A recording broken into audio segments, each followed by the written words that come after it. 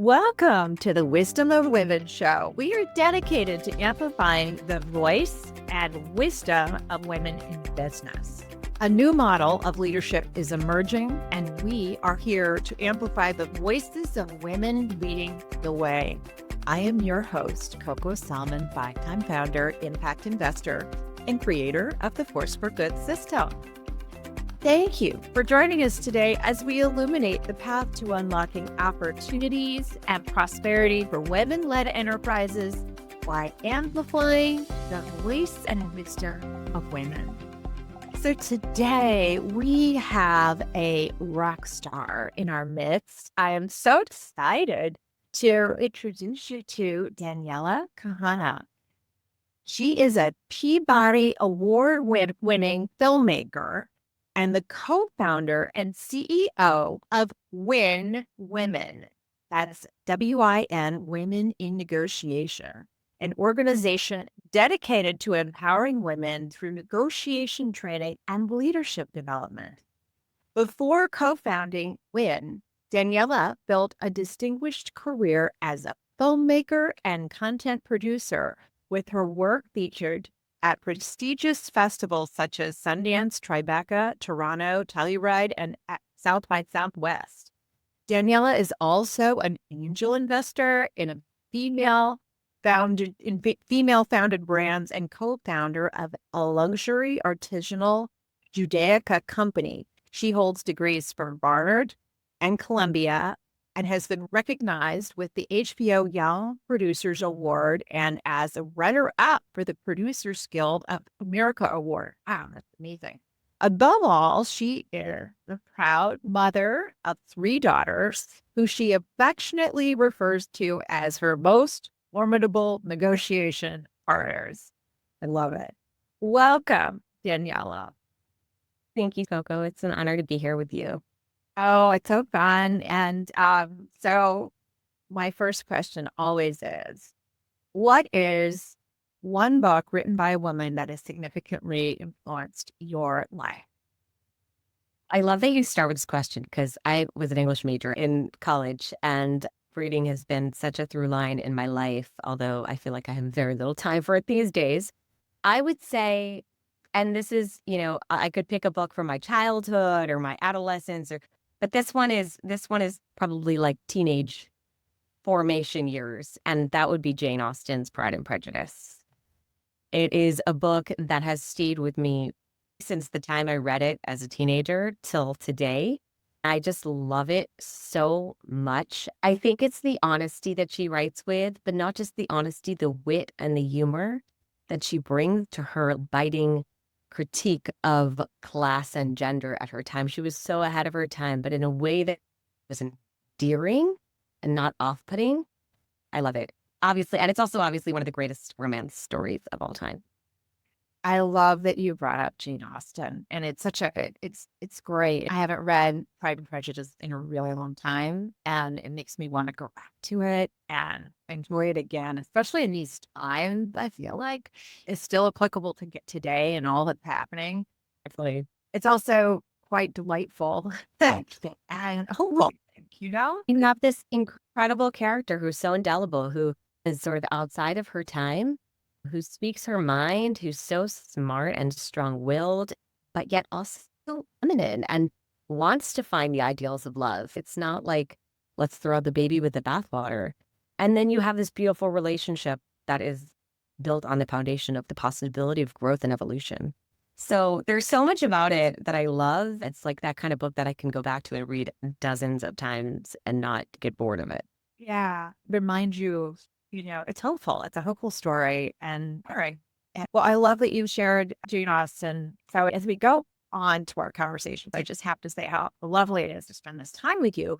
Daniella and I met at one of Carrie Kirkland's events from the Whisper Group. We went to an event one evening and got to put together flower arrangements together. And That's a job. it was so fun, right? And I love how women connecting in these ways. It helps us. It's our golf club where we find these collections, which we don't have enough of, which we don't, have space enough for in our lives. Like this is a hot topic for me because I find when I look at my spouse or his network or how they socialize, they are constantly fusing the business and the social. There's just this natural kind of meshment that makes things so much more productive for them in terms of their personal and professional lives. Whereas we as women have been conditioned historically to compartmentalize our relationships. We have our work friends and we have our childhood friends and we have our mommy friends and we don't fuse them. And so it's like trying to make time for all these disparate relationships and circles, but they're not feeding each other and it doesn't do us any good. So this is, I didn't mean to go on a tangent here, but I love events like, that event because it is about the fusion of fostering relationships and friendship and powering each other's professional lives, which I think we need to do more. We could take a page from the male playbook that way. Totally. And so we're going to talk more about the WIN Summit that you are launching and have been doing now for 10 years. Yes. Another way for us as women to find each other, connect, and learn how to network together, enjoy each other, right? We have to invent our golf clubs. Exactly. You're holding the space for us to do that. I think it's so cool that we met that way and we're continuing to foster relationship that way together. And so I like to ask about. On that note, I'm so excited that you're going to be speaking at WIN Summit and sharing your thought leadership and your experience, how you've found your footing through so many different iterations and accomplished incredible things. I'm really excited to have you on stage as well. Oh, thank you. Thanks for the opportunity. So I think life choices and our journeys are a reflection of who we are, who we become, what we're proud of, what we stand for. So I like to ask the question, what are 2 or 3 defining moments in your life that you feel brought you to where you are? Sometimes these moments are full of opportunities you say yes to. Sometimes there are times when we stand our ground and say no more. Sometimes it's overcoming a heartbreaking loss and finding that silver lining or accomplishing something that still fills you with pride or a gift come out of nowhere. What would be 3 of those moments that have powerfully shaped you and who you are today? Such a great question. I think I'm going to have to use that in interviews.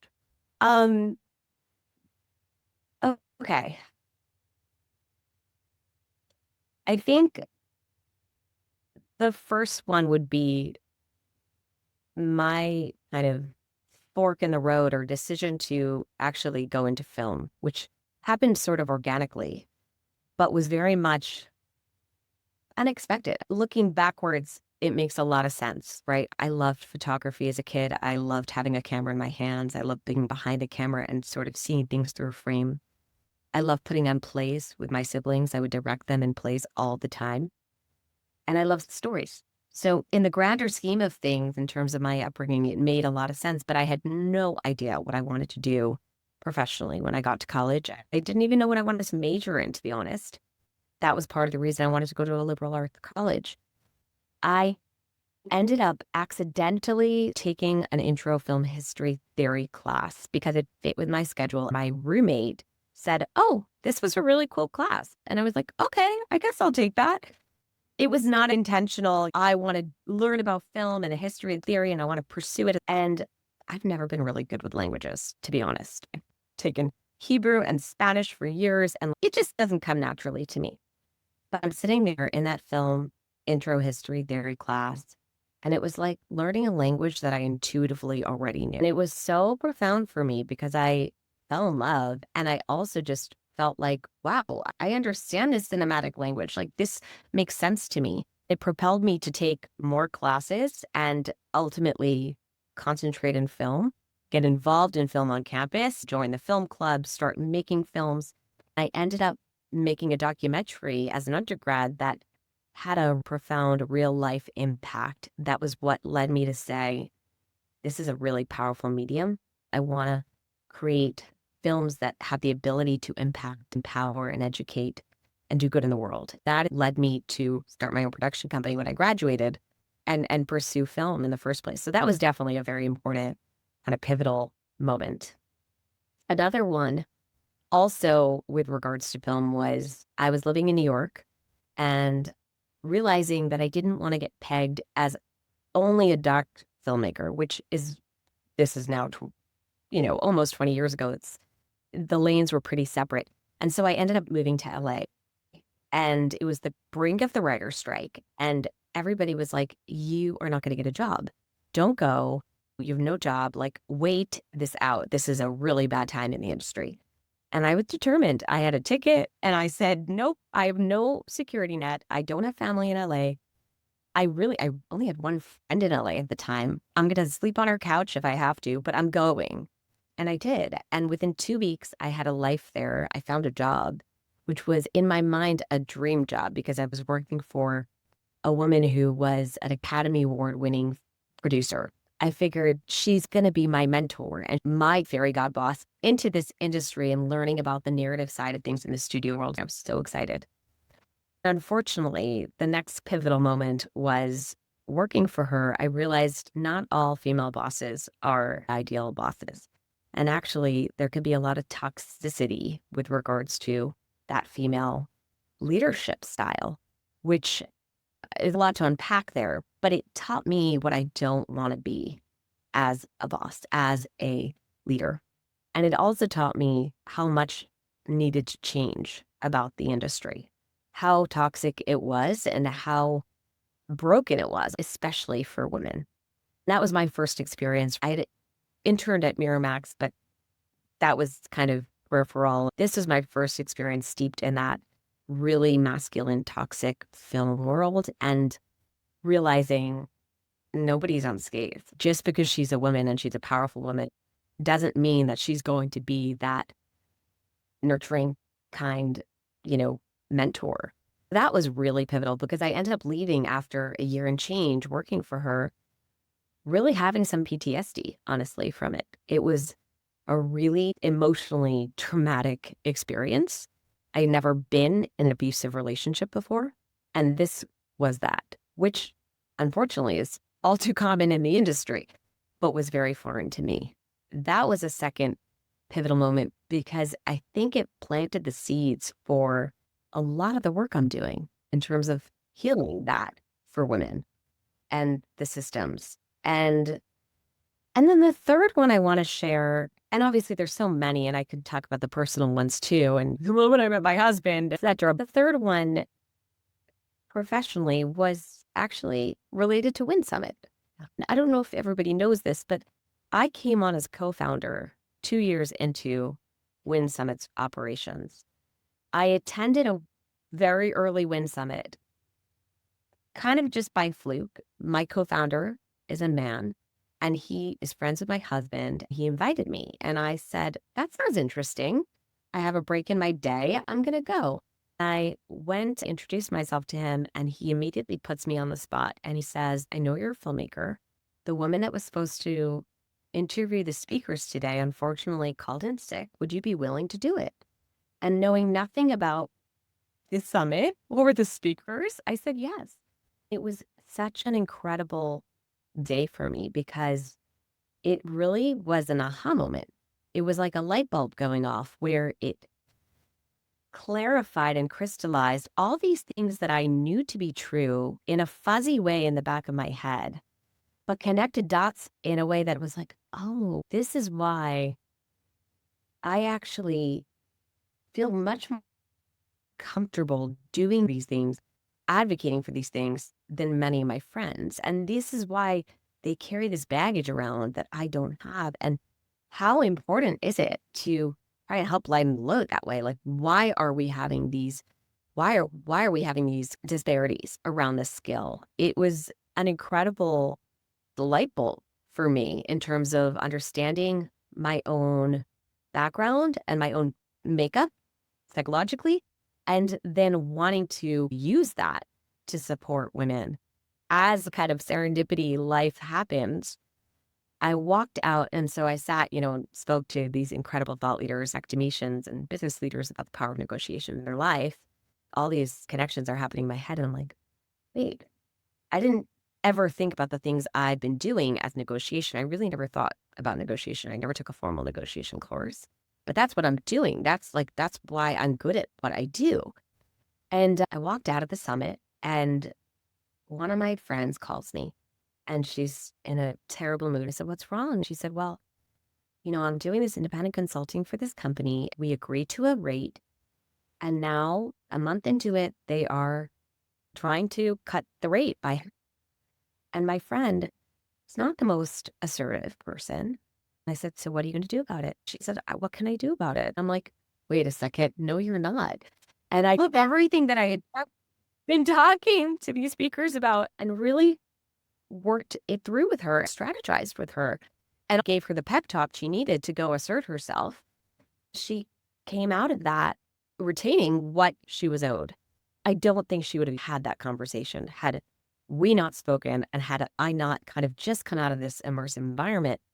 It was this beautiful domino effect of the power of these conversations and creating space for the awareness of this skills gap and how much it holds us back as women. Fast forward a few weeks later, my co-founder ended up asking me to come on board and pushed me for the job. That's how I ended up coming on as co-founder and ultimately CEO. That was a pivotal moment because it was not something I, said, "Oh, I'm going to start this company and, or I'm going to apply for this job." It was really life intersecting, with fate and being able to seize opportunity when it comes into your lap and it feels right. Wow, I love these moments you've shared. Getting to listen to you talk about it, it makes me think about how great lives are built, right? And like so you I love that you started out in college, not sure what you wanted, and random you ended up in this film class. So much about finding out who we are is through exploration. It's about curiosity. I work with, a lot of times I work with Mama Gina. I don't know if you know Mama Gina, but she's Regina Thomasauer. She talks about doing pleasure research. We are so used to playing the three keys of the keyboard of the piano. And sometimes we just have to go and take a film class or listen to like Waking up. crack just to sample whatever we don't normally do. And you never know what you might come across that brings you joy. Well, it also literally changes your brain, right? When we do the same things over and over, whether that's taking the same route home from work or walking the kids to school the same way or eating the same foods or, right, thinking in the same patterns, we narrow our mind in a way that doesn't encourage ourselves to really think creatively or grow new synapses, right? And so I think that's kind of what that's coming from on a brain chemical wave. You launch where you decide you want to expand beyond documentaries and you move to LA at the worst possible time when everybody's not selling. And I do think that these moments of following your gut and not playing just safe all the time, these are marks. These are like cheetah spots, right? Of leaders and women who live outrageously wonderful lives. We're curious, we explore, we follow our guts, we do things even when people tell us not to. And then you have this moment where you intersected with something you really didn't want. And I think that's also really important. Like we find along the way these negative experiences, toxicity, the relationship we don't want, and it helps us, right? No, I tolerated this for a year and this is it. I've done everything I can do and I am getting the truck out of here. And now I have that contrast. What I like, what I don't, and now I can do something about it and not a victim. So like, I love that. Curiosity, exploration, following your gut, saying no to a toxic situation and making the world better because of it. And then you come along and these opportunities just land, this win women landed in your lap in a sense, right? Yeah. I mean, not really. I said yes. Then I said yes to speak to the speakers. And I said yes to the Herculean task of putting this together and fighting for this because it has not been easy, right? And when I came on board, it was a good proof of concept in terms of there was clearly a need for this, but there was no brand really. And so I built it from the ground up at that point. It has not been easy. COVID was, can we even survive this? And then now the pushback on women's initiatives and anything that falls into the DEIA world, right? It's been really challenging. But again, the thing that keeps me going is the mission. It's the belief in this is important. This is necessary for women. And it's the positive fuel of those moments of connection, growth, and empowerment when we are able to find those rooms with each other and support one another. Yeah, I agree. I couldn't agree more. It's a gritty time for us all. We have to stay resolute and keep marching forward. And I know you've shared with me, it's been really hard to get sponsors and all the things because it's just falling off the company, the mark of what's popular, right? And the point where companies are scared to support something that says Yes. women or empowerment in it, right? Anything like that, they're like, no, no, no, we can't put the spotlight on that. And so it's really been very challenging right Yeah. now for a company that acting to support women. Well, I am so glad that you are staying resolute and being gritty and moving forward and doing it. The Win Summit is going to be so fun and so empowering. And I know you're a storyteller, and I also know that you like tangibility. You like things to have real action. So talk to us about that balance of storytelling, leadership, advocacy, and that distilled action. Yeah, I mean, I think it's a fusion, right? Because without story, you are a robot, right? You lose people in the linearity of the facts, but not necessarily sweeping them up into the emotion. I think a lot about effective communication is how do you take somebody along for the journey, right? How do you make somebody care or invested? And for me, actually, when it comes to negotiation, I don't see it as an adversarial thing. I credit my mother for this. I grew up with a mother who's a psychologist. She has a specialty in child psychology, but she has an innate gift, honestly, in terms of connecting with people. And so I would watch her as a kid and the way she operated in the world and the way she sought to connect with people wherever she was, whether that was checking into a hotel and, you know, trying to get an upgrade or, you know, talking to a teacher of mine or really any kind of interaction. I saw her in something that was very innate in terms of this ability to advocate for her own needs and for the needs of others around her, but through connection, through human interaction and empathy and relatability. I remember once we checked into the airport and it was too late to check our bags or something. A lot of people, right? Airports are very tough environments, and a lot of people would be standing there and getting into this power struggle with the attendant about the fact that they could get on the plane with their bag. And my mother was able to sort of neutralize that and connect to them and like empathize with them about how hard of a day they were having. They ended up doing her a favor and making it work. And it was just like moments like that where I kind of realized every negotiation is really an opportunity to connect and solve, to find a win-win. I think that's the fusion of it all. The story is the river that runs through it, right? It's the thing that's carrying you. But then the skills are the kind of tangible kind of aspects of it that allow you to tell a meaningful story in a way that is actually take you somewhere, right? And when you talk about story, for me, it's like there's basic tenets of right the story guidelines in terms of the hero's journey or the stops along the way that make for a good story. Like what actually captivates an audience, and that's why I never really loved these.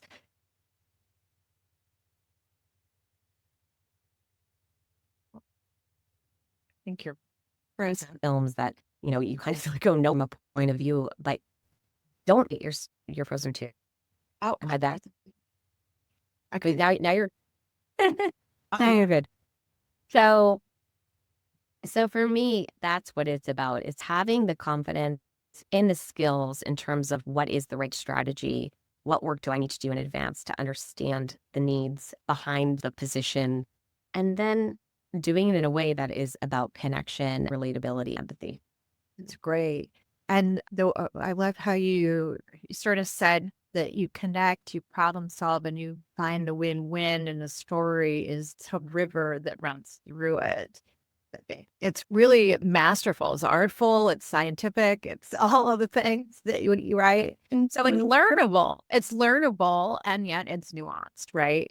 So Right. yeah, For instance, when we talk about self-worth and women, let's say we have a performance review every year and women want to go in prepared, but often feel uncomfortable about that process. For starters, usually don't do the necessary work in advance to actually go in with their best footing, right? In that example, if we do a workshop in terms of advocating for your worth or uncovering your value, when we talk about the value statement of helping women parse why they deserve this promotion or raise, or how they make it clear to their supervisor the actual tangible things they have accomplished for the organization company that year, as opposed to just listing those off, it helps to share it in a way that is a meaningful narrative. When you talk about bringing it down to a concrete example, that's the perfect capsule, because you're bringing somebody along for that journey. And this is what happened, and this happened, and I wasn't sure if I was going to be able to do this through X, Y, and Z. You're sharing it in a way that,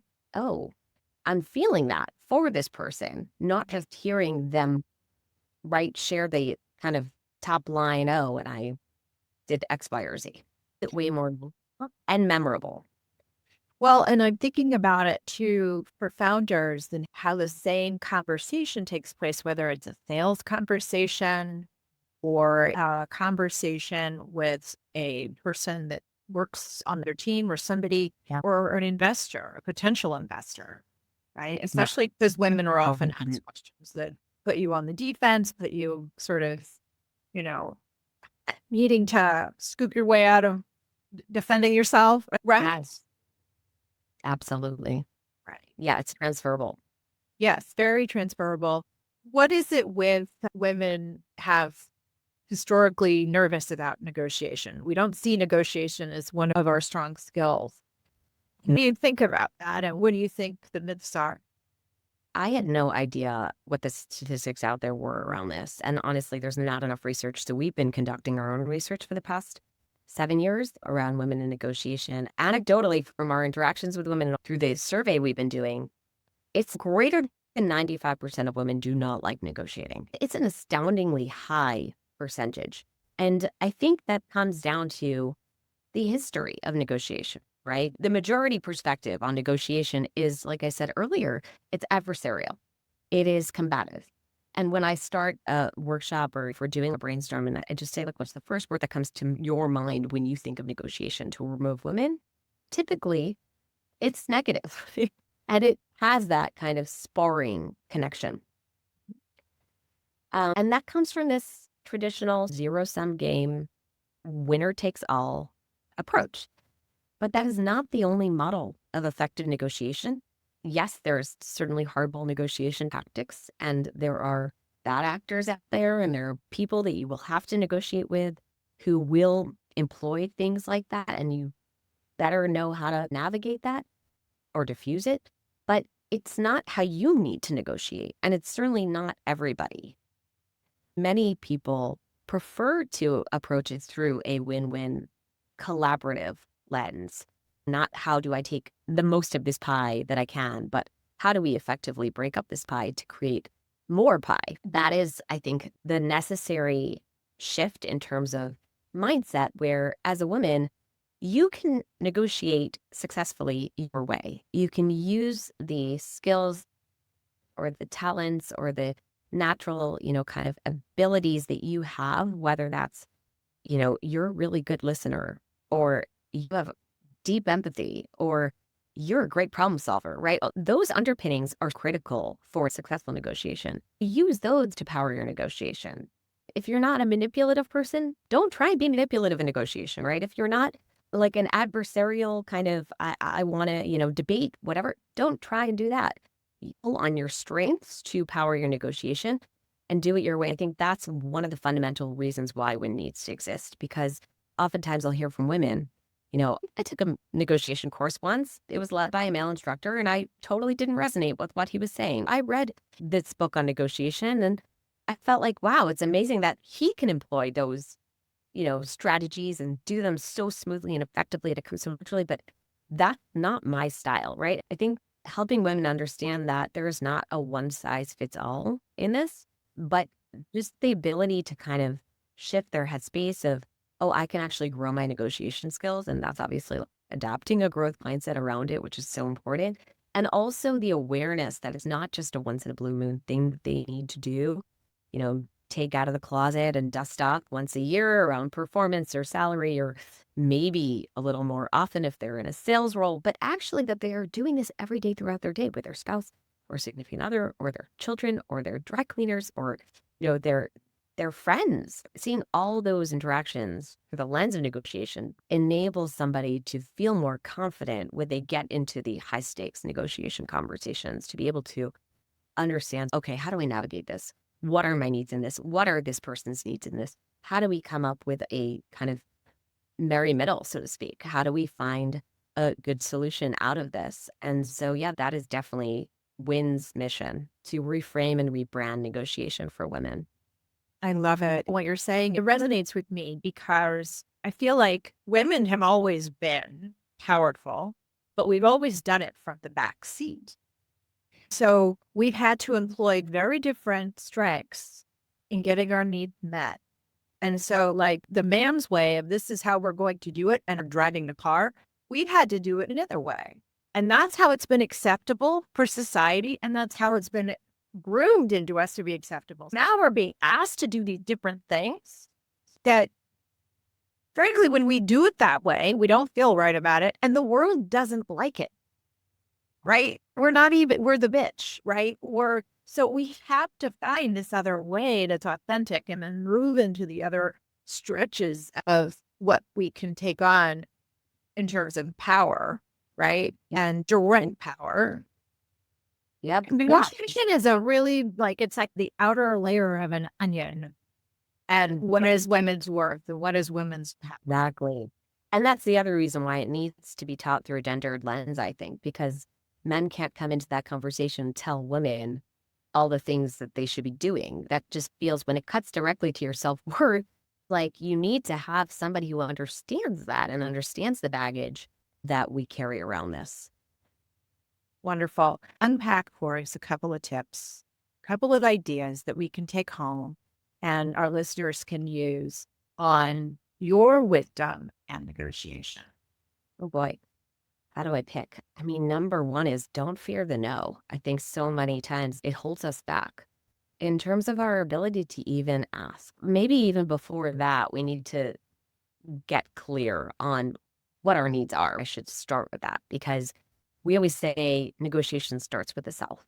It's looking in the mirror in any given situation. We're so used to, as women, we're conditioned to show up for the other. We're conditioned to say, what does everybody else need in this situation? Is my kid okay? Is my husband okay? Is my friend okay? And that obviously is a beautiful trait. And also, it often prevents us from being able to give ourselves the oxygen we need to thrive.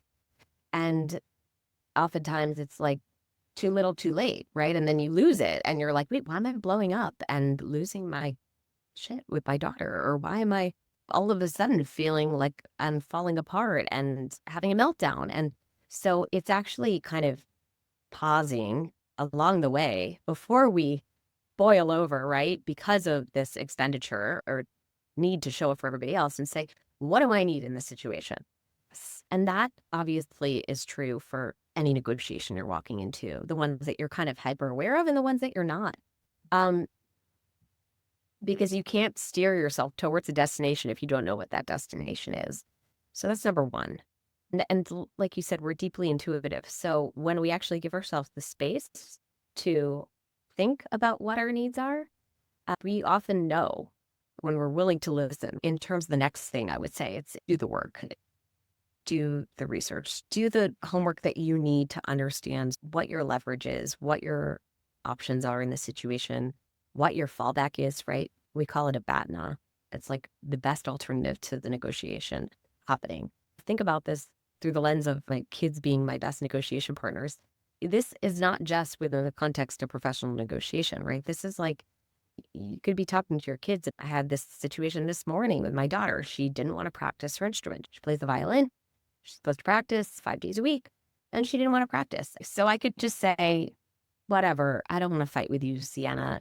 Fine. You don't need to practice. Or I could say, you have to practice. And if you don't practice, you're going to lose privilege. I don't think either of those are great models, right? Because one, I'm either putting on her something that she's kind of presenting, or the other, I'm kind of just making it easy for her and saying, okay, you don't actually have to hold yourself accountable to this. And you don't really need to grow your skills around this and all this money that we're investing in this. So there's a situation, right? That is a negotiation right there. In this instance, I thought about, what are my options here? What is the best alternative to this negotiation?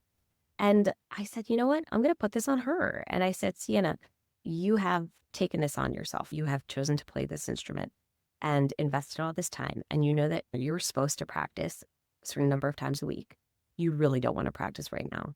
And I tried to understand that. Like, why don't you want to practice? And we kind of explored that. She felt validated. She felt understood in that situation, that I wasn't just saying, oh, you have to do this. Once she felt validated by me for, she's off from school. She wants this to be a week of vacation. She doesn't want to have to do this thing. Once I was able to validate that for her, then I said, I really think it's important for you to practice. What would a good compromise be? And at first she said, well, I'm just not going to practice today, but then next week I'll practice without any complaints. And I said, well, that's an interesting solution, but that's not really a compromise, right? Because what does mommy want here? And what do you want? So that she thought about that, and she's like, yeah, okay. Well, what if I practice for shorter time? I said, okay, I think I could get behind that. And so that's what she did. I said, see, Sienna, I'm really glad we were able to find a compromise. And she goes, Mommy, that's why you do what you do in negotiation. It was such a cute moment because I'm giving her the tools at a young age to think about how to approach these situations in life. It was a proud mommy moment for me because we were able to get to a endpoint where she felt good about it and I felt good about it. A win-win, essentially, right? But that takes the work, right? It takes the actual thoughtfulness instead of the knee-jerk reaction, which I think is so often the mode we're in, whether that's professionally in these conversations or personally with our families. So this is something that holds people back all the time. It's the fear of rejection, which is normal. We're built to protect ourselves from that rejection. I face rejection all the time. And part of that is exposing yourself to it because it becomes a lot less scary. And part of that is seeing it through the lens of just because somebody says no doesn't mean it's a dead end, right? So what can we learn from this? No. Oftentimes it's actually very helpful. Rather than let that silence the conversation, full stop, okay, I'm going to walk away, my head, hands in my face. Say, well, why? Can I ask why? I really appreciate that clarity. Maybe I can understand what's behind that. Understanding why gives you the opportunity to either find another route in or to say, okay, well, this might not have been the best partner anyway, or this might not have been the best opportunity, and to then go after the next one. So either way, it's really empowering. And I think when you reframe that no for yourself, it becomes a lot less scary. Oh, I think that's great. There's so much to take away here. I love this idea that you used with your daughter because it's usable in literally any context, right? It's simple. We're facing these situations with others, with our families, with our spouses, with our friends, with our coworkers, with our customers. It's happening all the time. I do believe that the patriarchal world is one where it's black and white and it's both. So it's you either have to do it or I give you a permission not to do it. Exactly. Right? It's one of these two things. There's this beautiful place that we as a society are in now, albeit very complicated, where we're not just listening to what people tell us to do anymore. When we go to work, we have choices. We don't have to work for the toxic boss. We can go somewhere else. We have to be mindful of that middle. And women, we are good in that spot from the fact that we've been sitting in the back seat for hundreds of years. This is our place, and not just roll over to one of these other things and be yes or no. I am either going to be a doormat or I'm going to give you permission because I'm the one in power. I find that to be so great. Do the homework. Don't expect to come to a circumstance and just not has thought through. You need to come with some ideas. Yep. Right? Yep. Good solutions that are good for everybody. One of my questions for you today was about, because I know your girls are super important to you. And I like the idea of seeing more women do what you're talking about, knowing what you want, knowing what you need, right? Like I'm going through a thing right now. I'm trying to figure out what kind of music I like because my house is always filled with my husband's music and my kids' music. It's Such a great metaphor. I need to know what I like for music. And when we Yeah. do, we're happier and we're not irritated when more Eric Clapton is being played or one more Taylor Swift song. So how do you, as a mom and your vision for the world and the work you're doing, how does this all come together and why is it so important for you as a mom? Oh my God. I feel like it's the best, most relevant playground. My kids are the most important things to me in the world, and they're representative of the future for women and for society. So I think that as a parent, and again, I talked about my mom earlier, but I'll talk about her again. She always says the gifts that we're given are the ones that are easiest to give, right? And so it's very hard to give a gift that you're not given. If you want your children to be X, Y, or Z, you have to be able to give them that gift in yourself. Parents all the time are like, why is my kid cursing in their classroom? Or why is my child fighting with their hands? And well, what are they seeing in the home, right? If you want to empower your child to feel like they can make mistakes and own up to their mistakes and not lie about the fact that they're making mistakes or pretend that they're not or have to walk this perfectionistic line, well, then you better get good at owning up to your mistakes with your children. That is fundamentally, for me, one of the things that I try and embody as a parent. It's like, no, it's not always easy in that role. It's very hard to be vulnerable with your children. As a parent, you feel like you're supposed to have all the answers. You're supposed to present them with this facade and they shouldn't see you falling apart and feeling like you're not kind of cool and collected as a parent. But that's not life. And that's certainly not going to help them go through hardship in their own lives and navigate that. And so this kind of like greasing the road or this ability to let them see how hard it is as a working mother or to humanize that for them, I think is really important. That's the modeling aspect of it that I really embrace, both the good, the bad, and the ugly, right? I want them to see me in Win Summit leading the room, and they're so proud of the energy and the impact. I also want them to see me falling apart and crying because I'm overwhelmed and I'm feeling sick and this pregnancy is hard and know that that's okay and that's part of life because I think it helps them work through their emotions and feel like there's not just the good ones and the bad ones. They're all normal. And they do. And so it's so sweet. Like when I'm having a tough day or when I'm feeling really snappy with them and I realize that after and I apologize, they're like, it's okay. When you're feeling really sick, it's hard to be present. They get it. I'm so proud of them in that sense. I think that will help them internalize that for themselves, their children, and the people around them, and the people they end up leading in their workplaces. And it breeds kind of society that we want to live in, one of empathy and collaboration, the opposite of the scarcity mindset, right? The idea that we can all do better together. I love that. So that is what the Win Summit is all about. Right? Tell us where and when and how we can all sign up. Oh, okay. So we are selling tickets. Winsummit.com is the website. We are just a month away. So very exciting. We have an amazing lineup of speakers. The thing about the Win Summit that makes us unique is it's not just a day of frontal learning. It's not just a day of saying, look at these amazing speakers on the stage and how exciting their lives are and how amazing their lives are. It's really skills building day for attendees. So it's experiential. We have over 10, 12 skills-based workshops in addition to the panel discussions where the idea is that attendees will leave with skills they didn't walk in with. It's also a really fun day. It's the holistic approach to the experience. So when you come, it's not just about the learning and the networking, which is amazing, but it's also about having a really fun time doing it. And we've infused these incredible wellness opportunities and moments and activations into the day, from a really amazing breathwork session that we're doing in partnership with the ranch, to a movement session around connecting with your primal self, to, anything like we've done Zeal back massages, and we have this incredible beauty bar tethers to a professional headshot booth so you can take care of that.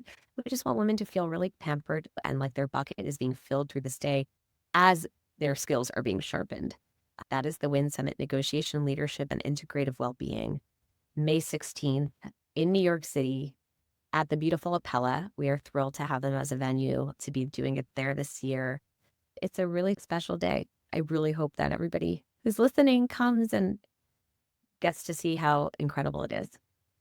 And I know, Daniella, that you, the filmmaker, the storyteller, create the whole space and the whole experience. It's meant to land in a woman's whole being, body, mind, and soul, and be transformative. You were very intentional about this. Exactly. Every detail is very specifically thought through. Like you said, I don't believe in this kind of compartmentalization of, oh, okay, I'm going to put on my work hat right now and go to work and then come home and try and find some moments of self-care, which is probably a long shot, and then put on my mommy. I think that we are one being. And when we're able to bring that fusion to an experience, like I said, in terms of the well-being and the connections and the authentic connections and the learning, it just is so much more empowering and meaningful. And that's the kind of day that this is for women. And, I think about how strapped we are right now in terms of our bandwidth, in terms of our time, in terms of our priorities. So with that in mind, it's like, how do we create the most value-driven, impactful, and bucket-filling day?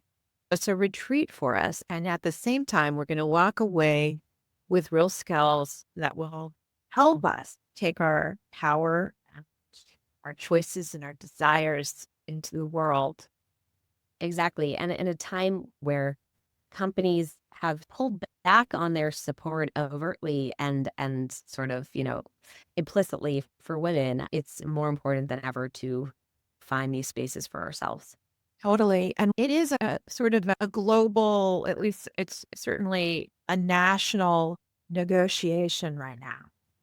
Yes. Right. And so we need to know what our needs are. We need to do our work. Yeah, exactly. It's hard. You mentioned this idea of agency. It's very hard to feel like you have agency in this climate right now as a woman.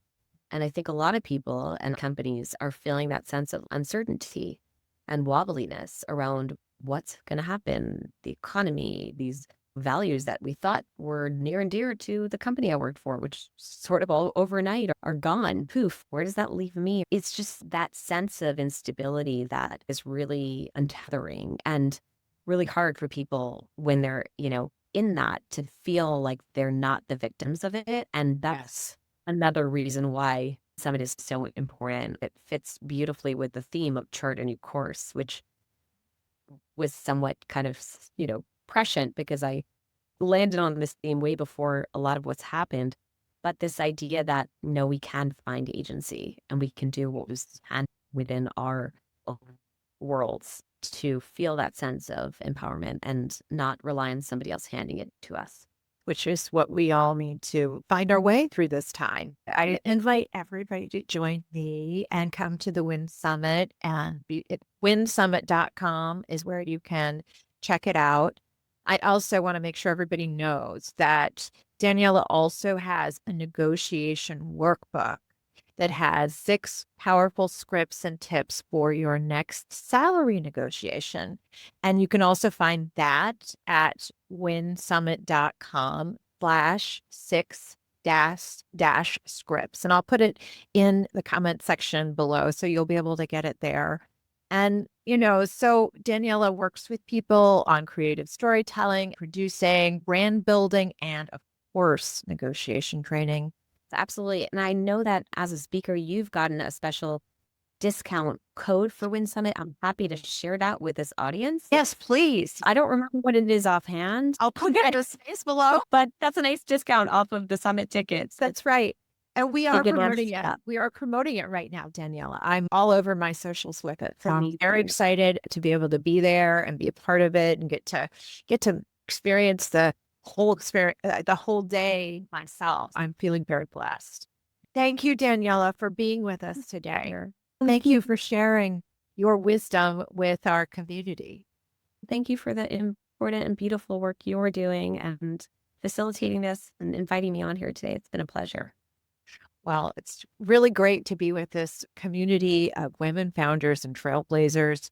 To our listeners, thank you for being here. Please follow, like, and share the Wisdom of Women show on whatever your favorite listening platform or viewing platform is.